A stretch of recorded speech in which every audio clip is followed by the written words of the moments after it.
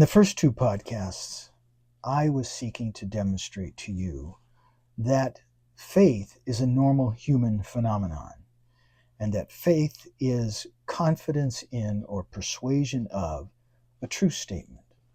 Now, what is a true statement? A true statement is simply a declaration that somebody makes orally or in writing that declares something to be true. And uh, we either believe what somebody says or we disbelieve it. Uh, Whether we believe what they say or not is many times dependent upon if we trust the person who's speaking those words. Let me give you an illustration. Suppose a car salesman makes this statement. He says, for the price, this is the best car on the market. Now, if that person is a stranger to you, you're less likely to believe what he has to say because he's a stranger. You don't know him. A good salesman will seek to develop a relationship with you so that you feel like you know him. He'll tell you some things about himself. He'll show himself friendly. He'll smile. All those kind of things good salesmen do because they know that trust is an important part of making a sale. Now, let's suppose that same statement is made by a good friend of yours who has a lot of experience in the auto market. And he says, for the price, this is the best car on the market to you, and you're much more likely to believe him because you trust the one who's saying it. So this is the way faith works in normal human interaction.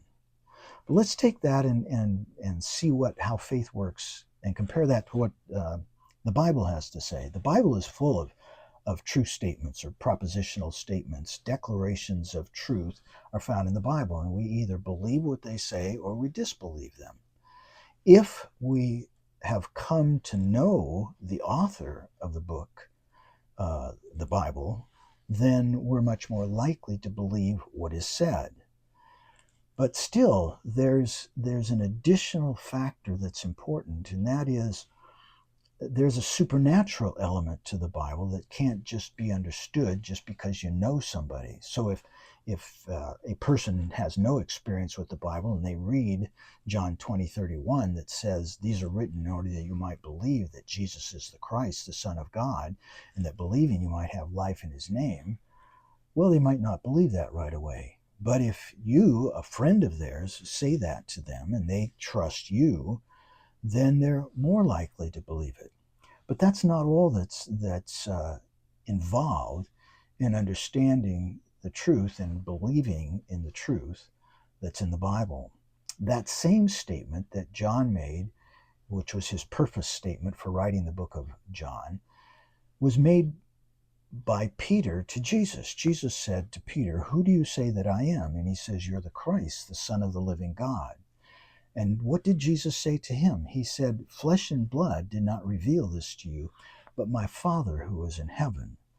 So that truth about Jesus could not be understood without supernatural intervention. And that's the work of the Spirit of God in people's lives. And that's why I like to call it spiritual insight. The Apostle Paul prayed for the church in Ephesus that God would open the eyes of their heart. That's that same thing, spiritual insight that only God can give. And so we need that in order to understand the truth of God. We're going to get into this more deeply as we go along, but just wanted to throw that in to kind of whet your appetite to understand that we need God in order to be able to understand God's word.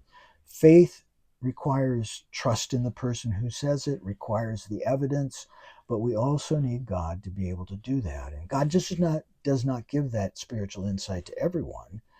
He gives it to people who are prepared to receive it and who want to receive it. So there's just a little bit more about how faith works, and I'm excited to be able to go into this more deeply with you. So thanks for sticking with me. Look forward to next time.